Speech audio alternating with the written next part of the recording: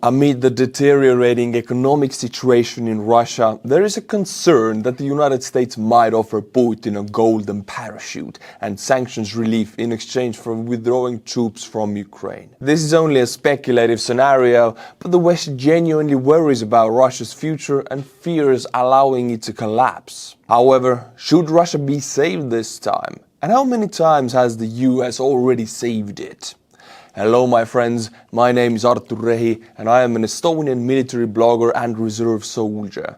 This video is possible thanks to monthly members on Buy Me a Coffee, and I'll read their names at the end of the video. Buy Me a Coffee link is in the description below, and if you like this video, become a member there and subscribe here on YouTube. The United States has repeatedly come to Russia's aid when it faced severe economic difficulties, even before the creation of Russia in its modern borders. First example of such major assistance can be traced back to the US aid during the famine in Russia in 1891 to 1892. Before the famine, the US did not provide direct humanitarian aid to Russia on a modern scale. However, certain episodes of interaction, especially in technological, cultural and political spheres, paved the way for future major initiatives.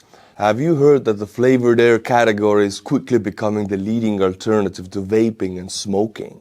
It's a whole new movement towards better habits, led by the sponsor of today's video, Fume.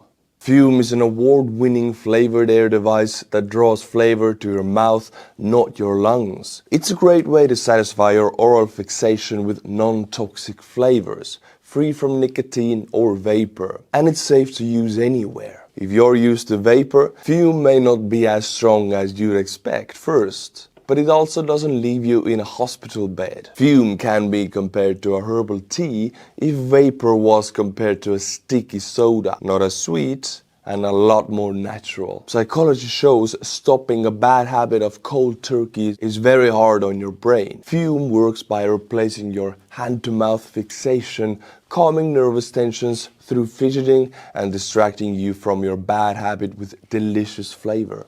I thought vaping was a healthy alternative. I had this massive refillable vape, and not long after I started coughing quite bad. My throat was very irritated from the sugary toxic vape. I don't vape anymore. At all. Fume has already helped over 300,000 people build better habits. Try Fume today, and if you order the Journey Pack now using my code Estonian, you'll get a free Fume topper, an awesome accessory to level up your experience. Go to tryfume.com/Estonian or scan the QR code on the screen. Thank you Fume for sponsoring today's video.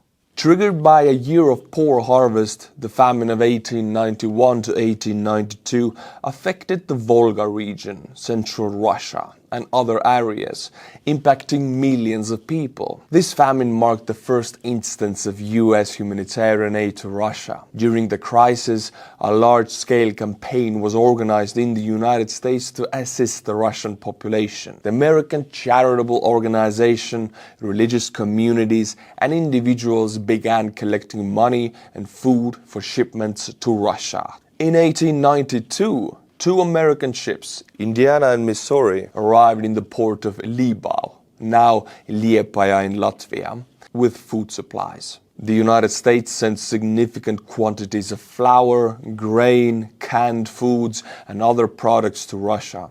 The arrival of these ships was immortalized in paintings by renowned marine artist Ivan Aivazovsky. The total aid provided by Americans amounted to approximately 32,760 metric tons. Despite this assistance, the famine claimed the lives of 375,000 to 500,000 people.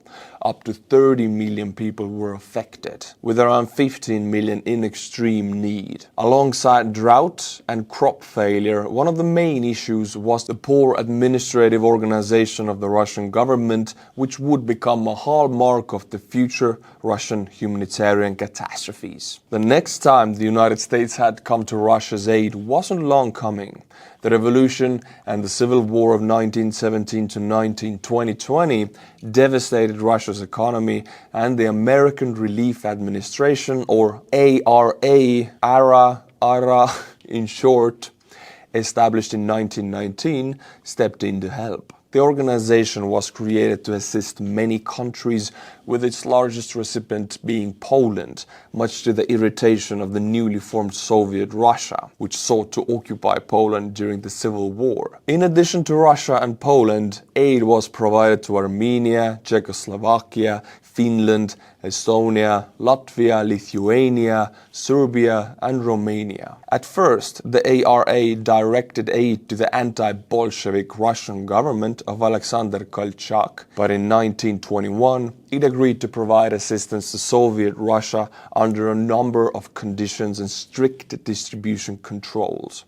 The humanitarian aid consisted of food and medicine, mainly composed of military surpluses and private donations. In 1921 to 1922, another famine broke out in Soviet Russia, primarily caused by the Bolsheviks themselves.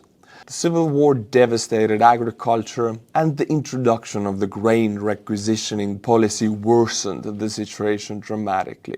By then, peasants, unwilling to give surplus harvests to the Bolsheviks, began sowing less. But when drought hit many regions for several consecutive seasons, people were left without reserves. Grain was seized from peasants to meet the needs of the Red Army, leaving the population destitute. This helped the Bolsheviks retain power and feed the army, but the economic and social consequences were catastrophic. This famine remains the worst in Russian history, with up to 5 million people dying from starvation and related diseases, according to various estimates. Initially, the Bolsheviks tried to hide the scale of the problem from the public, but by 1921 they were forced to acknowledge the magnitude of the disaster. The famine began in the cities and later spread to the countryside. After creating a humanitarian disaster with their own hands, the Russians requested help from their ideological enemies. Despite political differences, the American Relief Administration, ARA, led by Herbert Hoover, provided substantial assistance to famine-stricken Russia in 1921 to 1923. The ARA strictly monitored aid distribution to prevent it from being used by the Soviets for propaganda purposes. The aid primarily targeted starving children.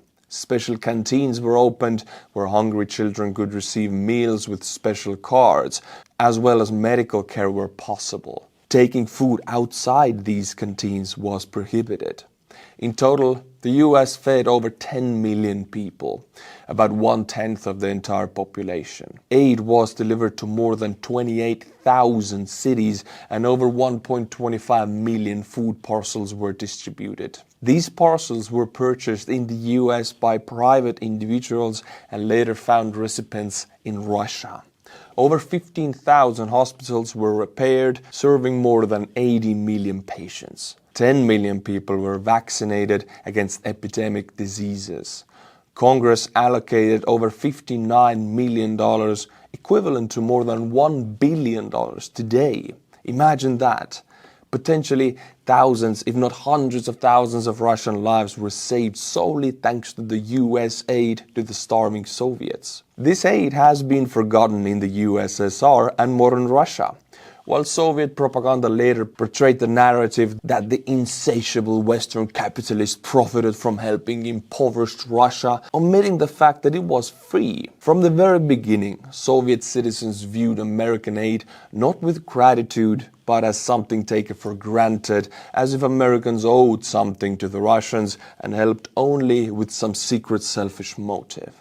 This trust of the Americans persists in Russia to this day, despite the fact that the US has come to their aid repeatedly. The concept that someone could offer help without demanding anything in return does not fit into the enigmatic Russian soul. If not for the ARA's control over aid distribution, Russians would have likely sold these parcels to the needy for money. However, the Bolsheviks quickly revealed their true nature as well. Despite the famine, the USSR resumed grain exports abroad in 1922. At the time, one could observe a striking scene in the Soviet ports. While American ships unloaded humanitarian aid, Soviet ships were being loaded with grain to export to Europe. With Americans taking care of the starving Soviet citizens, the Soviet government redirected its resources to the priorities. Just 3 days after the signing of the agreement of help with the USA in August 1921, the Politburo representative Maxim Litvinov wrote to Moscow that he had successfully sold jewels worth of 20 million gold rubles in England. This deal alone was roughly equivalent to all ARA aid provided to Russia. The Soviets also placed an order to purchase weapons for about 10 million gold rubles. When this deal became known, it baffled Americans. The Bolsheviks explained that they needed money to buy agricultural equipment. Witnessing Soviet policies, Americans stopped providing aid in 1923. It didn't take long before the USSR once again stretched out its hand to the West. The next example of the US saving the Soviet Union was the Lend-Lease program during World War II, a war that the USSR started as Germany's ally. On September 1st, 1939, Germany invaded Poland from the west. And on September 17th, the USSR opened a second front by invading from the east. The victory over Poland was celebrated with a joint parade of the Red Army and the Wehrmacht in Brest-Litovsk. By 1941, the friendship soured after Germany attacked the USSR. During the first year of the war, the Red Army lost over 20,000 tanks and about 18,000 aircraft and more than 55,000 artillery pieces. Most of these losses were not due to combat, but rather the Russian army abandoning equipment in its retreat. The first year of the war brought chaos and panic to the Red Army. Up to 4 million Soviet soldiers were captured by the Germans, when the Red Army totaled 5.3 million at the time. Seeing that the Soviet Union was now fighting a common enemy, the US decided to step in with aid before officially joining the war. Assistance was also provided to the UK, which, before the German invasion of the USSR, remained the only country resisting the Nazis. Once again, the USSR found itself forced to ask for help from the US, largely because of its own political miscalculations and failures. The Soviets had not anticipated that their ally, the Nazi Germany, would turn against them. Until 1941, they had been happily supplying Germany with fuel, steel and other goods. Meanwhile, Stalin's purges had decimated the Red Army leadership, and the USSR's disastrous invasion of Finland in 1939 revealed its military's weaknesses, influencing Hitler's decision to launch Operation Barbarossa. The Lend-Lease program was designed to supply goods without immediate payment, essentially on credit or as lease. To this day, Russian propaganda portrays Lend-Lease as an American attempt to profit from the war. One of Kremlin's favorite myths is that the US demanded enormous sums in repayment, forcing the USSR to pay for decades, which is untrue. Another myth is that the contribution of Lend-Lease to victory was negligible, which is also false.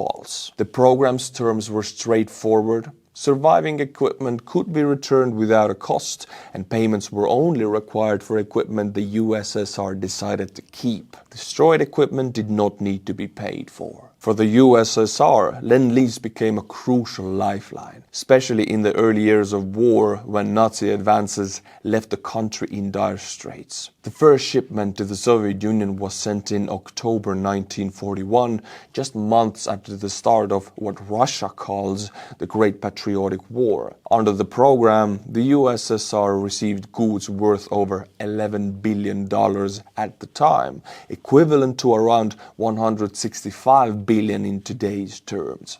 The deliveries included 14,795 aircraft, such as the legendary P-39 Aerocobras, which the Soviet pilots highly valued for their reliability and powerful armament. Despite being considered mediocre in the West, the P-39 became one of the most desired planes for the Soviet pilots. The program also supplied 7,056 tanks, including the American M4 Sherman and the British Matilda. Although Soviet crews sometimes criticized their characteristics, these tanks became an essential part of the Soviet armored units. One of the most significant categories of aid was trucks and vehicles. Over 375,000 trucks, including the famous Studebakers.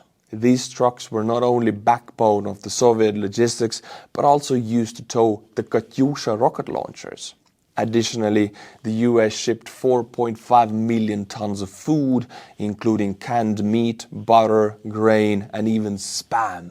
No, not the Spam. The recipe is a US national secret. Oh God. The Spam became so well known on the Soviet front that the soldiers jokingly referred to it as a foreign delicacy. The program also delivered over 2.68 million tons of steel, 179,000 tons of aluminium, 240,000 tons of copper, as well as rubber, machinery, and industrial equipment that helped restart production at the evacuated factories, including the iconic T-34 tanks. The aid also included 330,000 telephones, 2,000 radars, 900,000 tons of explosives, 18 million pairs of shoes, fuel, and much more. Without American aid, it is unlikely that the USSR could have repelled the German offensive.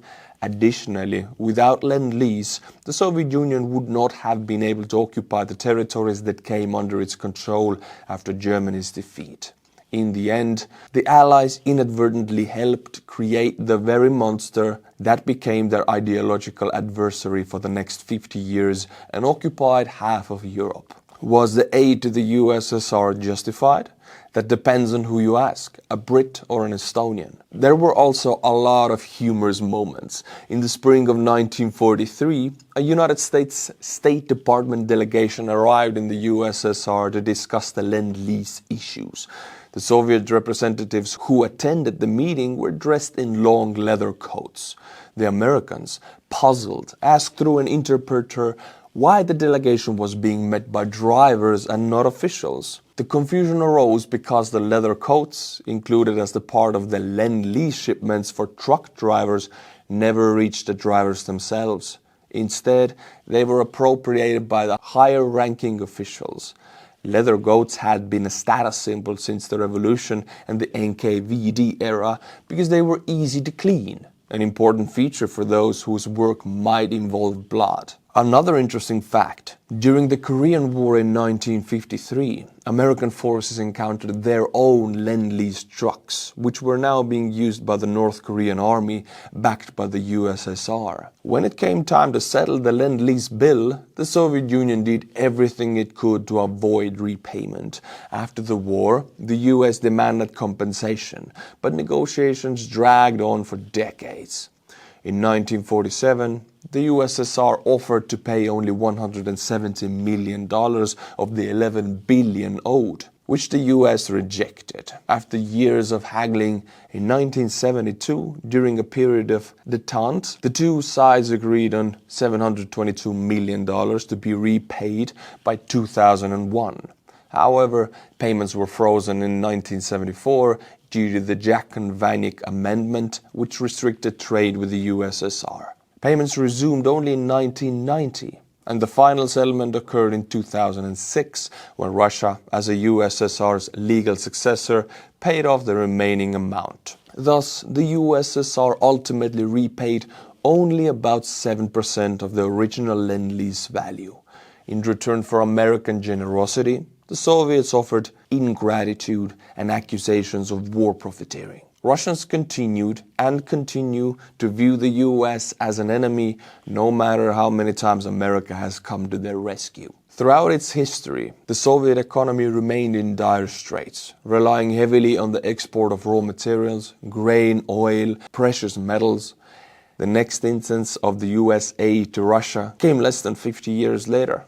By the 1980s, the Soviet economy was rapidly deteriorating. The planned economy was falling apart, stores were empty, and people faced shortages of even basic products, including meat. At this difficult time, the US came to the rescue, and this time with chicken. Shipments of so-called bush legs, named after the US President George H.W. Bush, were sent to the Soviet Union and later to Russia. While not a humanitarian aid in the classic sense, this was a commercial export. The United States provided frozen chicken legs at low prices, benefiting both sides. The US found a market for a product that was less popular domestically, as Americans preferred white meat, while legs and the thighs were considered second-rate cuts. For the USSR and later Russia, these shipments were crucial in partially addressing the meat shortage. This deal also had political undertones. For the US, it was an opportunity to demonstrate goodwill during a period of easing tensions,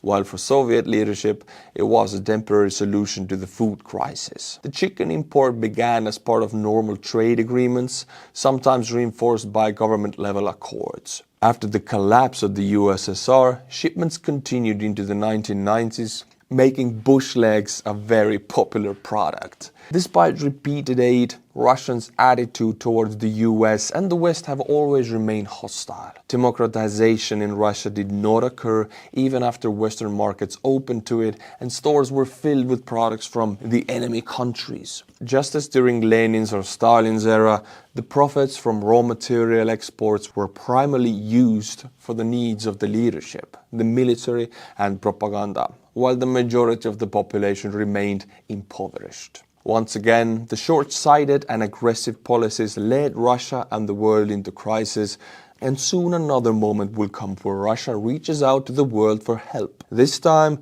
it is not worth saving Russia. It will neither appreciate nor acknowledge the help and will respond with accusations, play the victim card, and perceive aid as something it is entitled to. Russia sees the US as an enemy, and this mentality, deeply ingrained by its propaganda machine, is unlikely to change. It didn't work in the past, and it won't work now. Russia must fully experience the consequences of its actions, including economic ones.